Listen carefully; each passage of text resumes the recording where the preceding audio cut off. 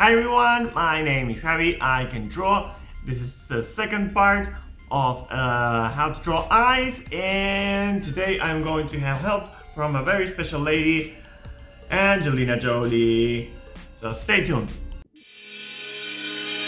So pay a bit of attention because this is something I've been trying to figure out for a while, and I think I kinda understand certain things about how to draw an eye very well. What I'm going to do today is try to define the things that define the shape of an eye, and it's not just the eyelids, but it's what makes the eyelids look like they do. So let's look at this picture. Now, the first thing I wanted to notice, that I think that is one of the most important things, is actually the distance that is between the tear duct, and this part that closes the eyelids. Now, why do I want to focus on this? Because they are at a different distance. They are not only just apart from each other, but they're also at a separate plane. Now, take a look at this. If I were to draw an actual plane that comes from the tear duct, I would have to draw something like this.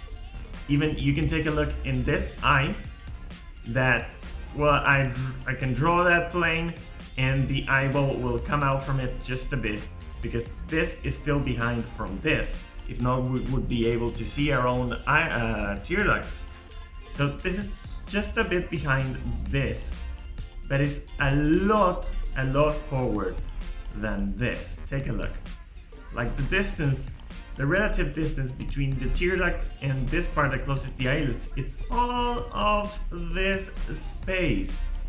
And that is actually a lot. And because, well, if you take a look at this, like you have the eyeball here, and you have the tear duct, and then you have, like, look at this curve. When you're drawing a face at an angle, look how big this curve is. And this is because of the relative distance between these two. It means, it has to do with the way it surrounds the eyeball, that the eyelid surrounds the eyeball, but it also has to do with this distance. If this distance wasn't the same, and if this tear duct would be at the same place as this, we wouldn't be able to see it from this angle, but we are. The opposite of that is that here you can see the tear duct, but you can't see the other end of the eye. So what I mean to say by this is like, well, if you're looking at a face like full profile, the fact that this is so far behind is what makes you able to actually see from a profile like the eye. And you can't see the tear duct here.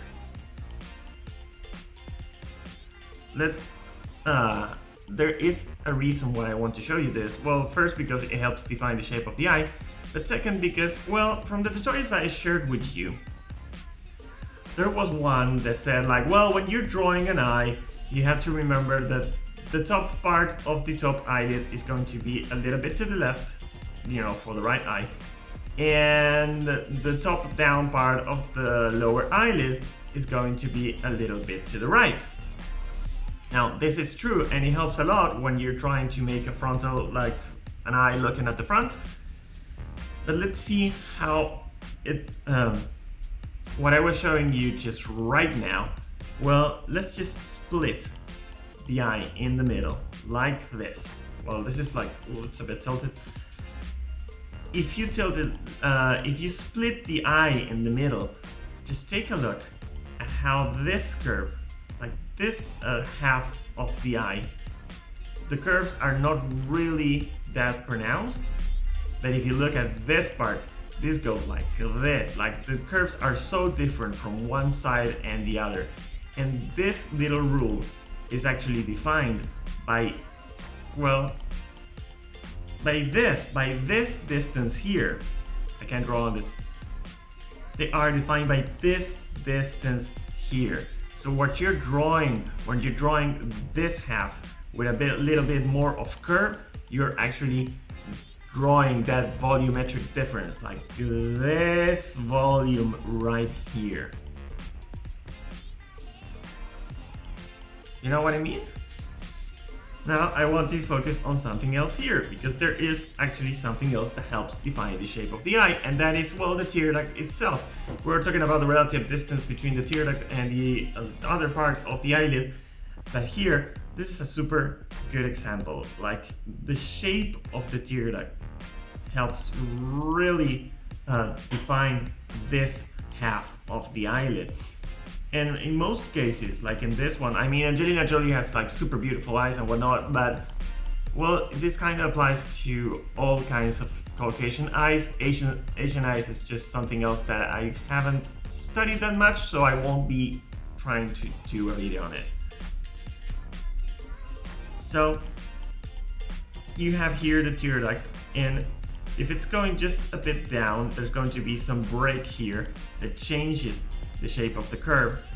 And here, from the top part of the tear duct, you have like this straight curve that begins. Like here you have a break, and here you don't. So when drawing an eye, you can also take that rule, like remember that there's going to be a break here. And well, that's it for the tear duct. There's not a lot to talk about. Well, actually, there's something else I want to show you that helps define, that has to do with the tear duct. And it's this face. This is not Angelina Jolie, it's just some stranger. But I like this picture a lot because there's something else that we have to take into consideration when drawing eyes, and that is that the eyelids are pretty much very thick on the overall shape of the eye. It's not like thick compared to this, but it's still thick. Now look at this one. You have the eyeball here that is really far behind compared to the rest of the eyelid. See how big the eyelid is here. So see, you here have the tear duct, and then the curve breaks. From here you have, this is a really, the eyelid goes really up. But you have pretty much a straight curve from the tear duct. Here you have the break. And this, like remember this.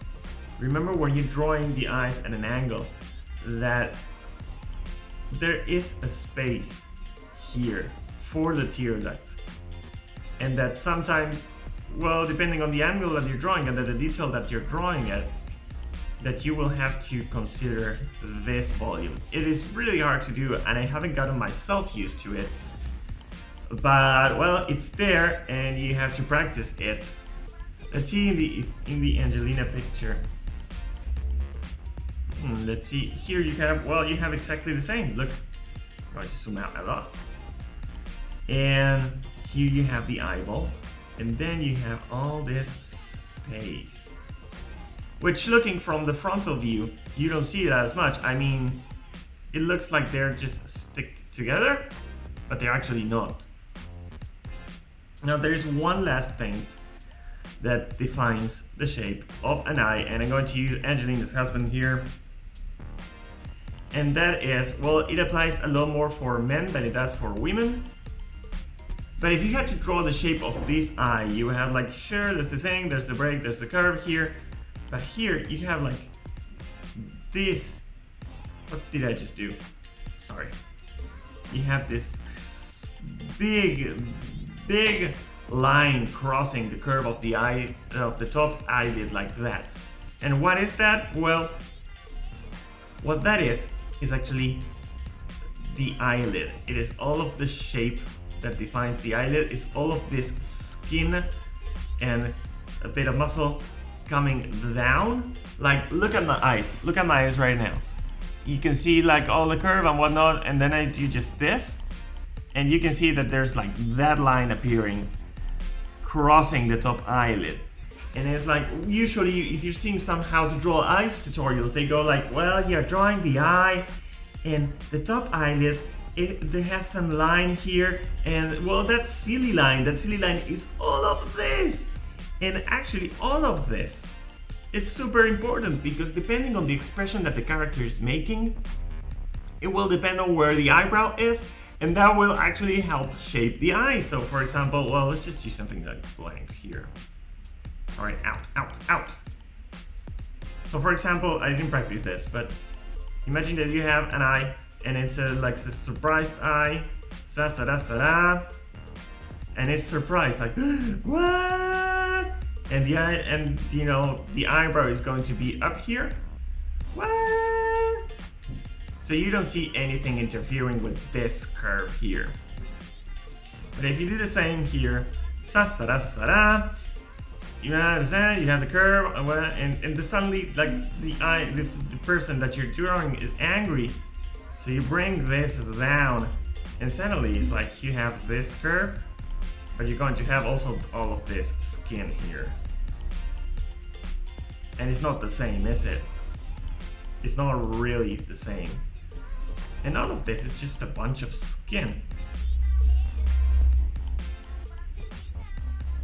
So remember that the expression that the character is making defines the eyes, and not just how open or closed it is, but also if you're going to be bringing all this chunk of skin down.